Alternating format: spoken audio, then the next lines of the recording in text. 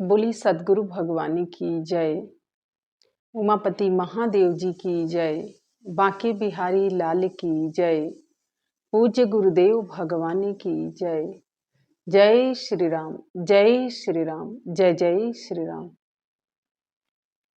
प्रिय भगत प्रेमियों, हम सब बहुत ही भाग्यशाली हैं जो भगवान की कृपा से सत्संग विचारों को सुन पाते हैं, सुना पाते हैं। सज्जनों, जीवन तो मिला था बहुत कुछ करने के लिए, लेकिन व्यक्ति इस जीवन को प्राप्त करने के उपरांत इस संसार में जब आता है जीव, तो ये भूल जाता है कि हम क्या करने के लिए आए थे। सज्जनों, कहते हैं, सहजोबाई एक संत हैं और कहती हैं कि सहजो सहजो मृत्यु के समय पीड़ा होत अपार, जैसे 1000 बिच्छू डंक मारे एक साथ। वो कहती है कि जब जीवात्मा इस संसार में आती है तो उसके कुछ चंद श्वासें होती हैं जो उसे लेना होता है यहाँ पर आके। सज्जनों, लेकिन उस श्वास लेते लेते मनुष्य यह भूल जाता है कि वो क्या करने के लिए आया था। एक बहुत अच्छे महापुरुषों ने कहा है, समझाया है, बताया है। कहते हैं कि मरना तो सबको है, लेकिन इस जीवन को कौन जी पाता है। सज्जनों, कहते हैं कि ये जीवन ही जीवन दे देता है, लेकिन कुछ लोगों को ये जीवन ही उनका जीवन ले लेता है। दोनों में अंतर है। जैसे कहते हैं कि एक बार 4 व्यक्ति थे और चारों उनको दिल्ली से मथुरा जाना था, लेकिन आप सभी जानते हैं कि बीच में यमुना जी हैं। अब पुल बन गया, रोड बना, लेकिन पहले लोग नौका से पार करते थे, नाव से जाया करते थे। सज्जनों, वो चारों रात्रि में उस नाव पर सवार हुए और उस नाव को पानी में पूरी रात चप्पू चलाते हैं सब। पूरी रात वो नाव चलाते हैं सब, लेकिन फिर भी उस पार नहीं पहुंच पाए। प्रातः काल हुआ, सूर्योदय हुआ। जब नशा उतरा तो देखे सब कि नाव तो वहीं के वहीं खड़ी है। सज्जनों, जानते हैं क्यों? क्योंकि वो जो नाव थी वो रस्सी से खूंटी में बंधी हुई थी। यही कारण था कि पूरी रात चप्पू चलाने के उपरांत भी मेहनत तो बहुत की वो चारों, लेकिन पार नहीं हो पाए, उस पार नहीं जा पाए। सज्जनों, कहने और समझाने का बस इतना ही मतलब है कि ठीक इसी प्रकार से ये जीवन भी है। लोग भवसागर तो पार करना चाहते हैं, लेकिन हर व्यक्ति वो चप्पू चला रहा है, दिन रात चला रहा है, लेकिन वहीं के वहीं खड़ा है, उन 4 व्यक्तियों के जैसे। सज्जनों, क्योंकि जैसे वो नाव खूंटी से बंधी हुई थी, ऐसे ही आज के जीवात्मा मनुष्य वो भी खूंटी से बंधा हुआ है। कहते हैं जो ममता होती है वो व्यक्ति को बांध के रखती है, और उसे तोड़ के निकल जाना या उसे छूट जाना इतना आसान नहीं होता है। लेकिन वहीं पर यदि प्रेम होता है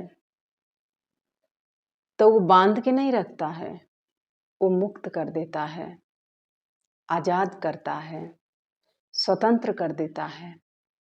तो सज्जनों, यदि आपको भी इस संसार से भव पार होना है तो आजाद होना होगा, मुक्त होना होगा, स्वतंत्र होना होगा। नहीं तो जीवन भर चप्पू चलाने के बाद भी आप वहीं के वहीं रहेंगे। सज्जनों, इसी को जीवन कहते हैं। जो समझ गया, जान गया, वो इस मोह रूपी ममता से, बंधन से मुक्त होता है। लेकिन जो नहीं समझ पाया, वो वहीं के वहीं खड़ा रहा, कभी उस पार नहीं जा सकता है।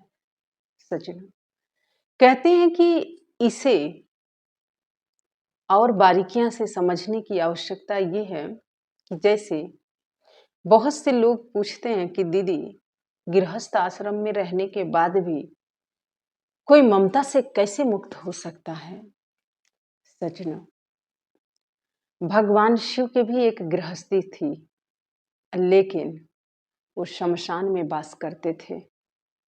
जिस शमशान के नाम लेते ही लोग कहते हैं अशुभ है, अमंगल है, लेकिन उसमें भी वो वास करके बैठ के ये बता दिए कि अमंगल नहीं है, अशुभ नहीं है। अगर किसी ने होली खेली, होली तो हर कोई खेलता है, कोई मथुरा जाता है, कोई अपने घर परिवार में खेलता है, कोई वृंदावन जाता है, कोई चार धाम में पहुंचता है। लेकिन सज्जनों, जो भगवान शिव ने जो अपने जीवन से जो समझा रहे हैं, वो होली खेले मसाने में, वो दिगंबर हैं और होली खेले मसाने में। उन्होंने उस भस्म को भी सार्थक कर दिया। भस्म को से वो होली खेलते हैं। सब लोग तो रंग से खेलते हैं, रंग कई रंगों से गुलाल होता है, रंग होता है, लेकिन वो एक रंग का चयन करते हैं जो सफेद है, जो इंसान के हड्डियों से बनता है, वो भस्म। उससे वो होली खेल के उस शमशान को भी पवित्र कर दिए। सज्जनों, वो बता रहे हैं, जगह चाहे जैसा हो, समय चाहे जैसा हो, अगर आपका जीवन अच्छा है, आप अपने जीवन को अच्छे से जी रहे हो, समझ रहे हो, तो जहां भी जाओगे अशुभ भी शुभ हो जाएगा, अशुभता भी शुभता में परिवर्तन हो जाएगा, अमंगल भी मंगल हो जाएगा। सज्जनों, कहते हैं उज्जैनी में भगवान शिव के महाकालेश्वर रूप के जो ज्योतिर्लिंग है वहां पर स्थापित है। कहते हैं भगवान शिव और माता पार्वती जो हैं, वो कहती हैं कि मुझे तीर्थ यात्रा का भ्रमण करना है, मुझे भी तो कराइए, दिखाइए। तो कहते हैं कि ठीक है। दोनों अपना अपना रूप बदल लेते हैं और यात्रा करते हैं। भगवान शिव मल्लिका अर्जुन जाते हैं और बताते हैं पार्वती जी को कि ये मल्लिका अर्जुन है, तुम मेरे जीवन के मालिक हो, इसलिए इस ज्योतिर्लिंग का नाम ही है मल्लिका अर्जुन, अर्थात तुम मेरे से पहले हो। उसके बाद भगवान सोमनाथ जाते हैं, वहां पर दर्शन कराते हैं। ऐसे करते करते भगवान शिव, रात्रि के समय हो गया, शाम हो गया, अर्थात रात हो गई थी, और वो महाकालेश्वर उज्जैन में पहुंचते हैं। सज्जनों, कहते हैं कि एक भिखारी था जो सिर्फ मांगना जानता था, कभी कुछ देना नहीं जानता था। और वो जानता था कि ये महाकालेश्वर है, उज्जैनी है, यहाँ पर हर प्रकार के लोग आते हैं, और उसका वैसा ही पेशा था।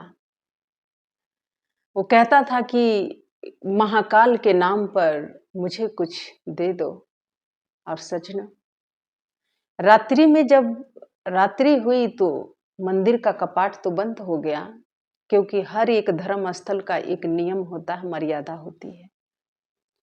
और भगवान शिव और माँ पार्वती जब वहां पर पहुंचे तो अगर कोई जाग रहा था तो वही जाग रहा था। और जैसे उसने देखा तो आगे हाथ बढ़ाया और कहा कि महाकाल के नाम पर कुछ दे दो। भगवान शिव उसके हाथ को हटाते हुए कहे कि स्वयं तुम्हारे सामने महाकाल है, क्या चाहिए तुम्हें, मांगो। सजनों, उसने कहा कि आप महाकाल हैं। भगवान शिव ने कहा कि हाँ, मैं ही महाकाल हूं, मैं ही जीवन देता हूं, मैं ही जीवन लेता हूं। सब कुछ मेरे में ही समाहित होता है और सब कुछ मेरे से ही आरंभ होता है। आरंभ भी मैं हूं, अंत भी मैं हूं, सब कुछ मेरे में ही है। सजनों, लेकिन भगवान शिव ने कहा कि बस एक ही वरदान तुम्हें मिलेगा, क्योंकि माँ पार्वती ने बड़ा आग्रह किया कि इसको कुछ दे दीजिए, दे दीजिए। और सजनों, पार्वती जी के कहने पर भगवान शिव ने कहा कि ठीक है, तुम मांगो, लेकिन एक वरदान मिलेगा, उससे ज्यादा नहीं। तुम एक ही कुछ मेरे से प्राप्त कर सकते हो।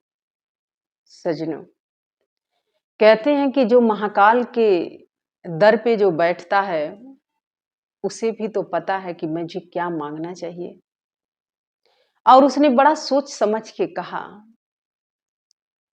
कि हे प्रभु, हे ईश्वर, हे परमात्मा, आप मेरे पुत्र को राजा बना दीजिए और मैं अपने आंखों से देखूं, क्योंकि वो नेत्रहीन था। सजनों, एक ही चीज मांगना था उसको, एक ही वर मांगना था, लेकिन उसने कहा कि मैं अपने पुत्र को राजा बनते हुए देखूं, यही वरदान चाहिए। और सजनों, भगवान शिव ने तथास्तु कर दिया और कहा कि ठीक है। उसकी नेत्र ज्योति उसी क्षण आ गई, क्योंकि उसे भगवान शिव ने जीवन दिया। सजनों, फिर वो उसका विवाह होता है। एक वर में वो देखिए सब कुछ प्राप्त कर लिया, सब कुछ मांग लिया। कहते हैं जो भक्त होता है वो एक ही, ज्यादा वो बोलता नहीं, एक ही चीज में सब कुछ प्राप्त कर लेता है। उसका विवाह हुआ, पत्नी आई, वो राजा भी बन गया, उज्जैनी के राजा बना वो। और सजनों, उसके बाद उसका पुत्र हुआ। पुत्र होने के उपरांत उसने अपने पुत्र को राज अभिषेक किया और वो राज अभिषेक करते उसने देखा। तो ये है भगवान शिव, जो देवों के देव महादेव हैं, जो काल हैं, महाकाल हैं। सजनों, बहुत से लोग तो जाते हैं, लेकिन भगवान भी कई बार भक्त की परीक्षा लेता है कि ये मुझसे क्या मांग सकता है। सजनों, और आज भी उज्जैनी में उसी के वंशज, आगे वही लोग आज भी महाकालेश्वर की पूजा में, आरती में वो लोग पहले सम्मिलित होते हैं। तो सजनों, बहुत सुंदर किसी ने कहा है कि किसी से क्या मांगू तुझी से मांगता हूं, और तुझी से क्या मांगू तुम ही को मांगता हूं। कि हे भगवान, मुझे क्या चाहिए और तुझसे क्या मांगू, तुझी को मांग लेता हूं। और जो भगवान को मांग लेता है वो राजा के भी महाराजा बन जाता है। एक दिन वो सबसे मांगता था महाकाल के नाम पर कोई दे दे, लेकिन एक दिन स्वयं उसके समक्ष महाकाल आ गए। तो सजनों, जीवन में नियम, धर्म, कर्म बहुत ही महत्वपूर्ण रखता है। एक दिन वही जीवन आपको उस जीवन से मिला देता है, अर्थात भगवान से मिला देता है। सजनों, इसलिए अपने कर्म धर्म पर अटल रहना चाहिए। आपका विश्वास अटल होना चाहिए परमात्मा पर, ईश्वर पर, चाहे जैसा भी समय आए, जैसी भी परिस्थिति आए। सजनों, इसलिए ये जीवन मिला था, और जीवन जीने के लिए मिला है, काटने के लिए नहीं मिला है कि आप जीवन को काटते रहिए। जैसे वो 4 शराबी थे, और पूरी रात चप्पू चलाए लेकिन फिर भी गंतव्य तक नहीं पहुंच पाए। ऐसे ही संसार में बहुत से लोग हैं जो दिन रात चप्पू तो चला रहे हैं लेकिन फिर भी लक्ष्य तक नहीं पहुंच पाते हैं। इसीलिए सज्जनों, जब तक मोह ममता लोभ में अहंकार में व्यक्ति बंधा रहेगा वो कभी भवसागर को नहीं पार कर सकता है। ये ममता उसे उसी खूंटी से बांध के रखती है, मुक्त नहीं होने देती है। तो सज्जनों, इसीलिए संत सहजोबाई ने कहा कि सहजो मृत्यु के समय पीड़ा होत अपार, जैसे 1000 बिच्छू डंक मारे एक साथ। पीड़ा उन्हीं को होती है, दर्द उन्हें ही होता है जो उस ममता से मुक्त नहीं हो पाए। मरना तो सबको है, जीवन तो सबको मिला है, जाना तो सबको है, लेकिन आजाद होना है, स्वतंत्र होना है, मुक्त होना है। सज्जनों, रूढ़िवादियों में बंधना नहीं है, भ्रांतियों में जकड़ना नहीं है, अपने आप को मुक्त होना है। इसलिए ये जीवन भगवान ने आपको दिया था। राजा महाराजा के तरह जियो, लेकिन जीवन के सत्य को समझो कि ये जीवन क्यों मिला था, किस लिए मिला है। तो सज्जनों, इसीलिए सहजो मृत्यु के समय पीड़ा होत अपार, जैसे 1000 बिच्छू डंक मारे एक साथ। जाना तो है ही संसार से, तो जो ममता का डोर है उसे क्यों ना तोड़ दिया जाए। तोड़ के रखना चाहिए, हम तो तोड़ के ही रखते हैं, हम तो सिर्फ प्रेम करते हैं सबसे। तो सज्जनों, प्रेम कभी बांध के नहीं रखता है, लेकिन ममता मोह ये बांध देती है आपको, और बहुत पीड़ा होती है, बहुत वेदना होती है।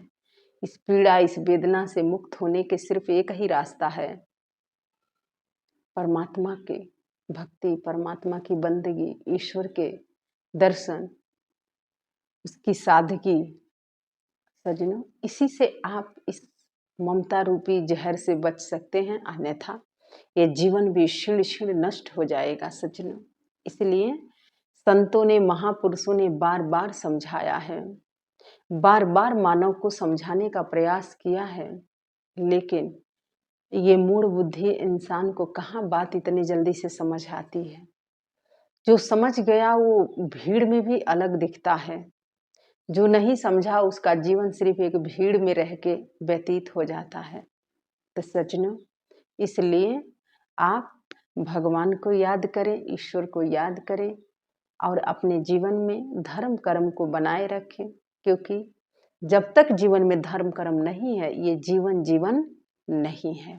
आइए, यही कुछ भाव था जो हम आपके समक्ष लेकर उपस्थित हुए थे।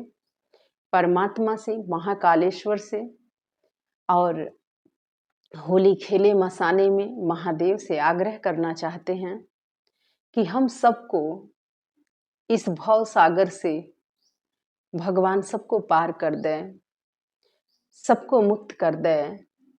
सज्जनों, क्योंकि वही ऐसा कर सकता है, लेकिन प्रयास तो हम सबको करना पड़ेगा। तो आइए उनके चरणों में एक जय घोष अर्पित करते हैं। उससे पहले एक वंदना करते हैं, नमन करते हैं भगवान शिव को। कर्पूर गौरम करुणावतारम संसार सारम भुजगेंद्रहारम सदा वसंतम हृदयारविंदे भवम भवामी सहितम नमामि। बोलिए उमापति महादेव जी की जय, बांके बिहारी लाल की जय, पूज्य गुरुदेव भगवान की जय। जय श्री राम, जय श्री राम, जय जय श्री राम। धन्यवाद।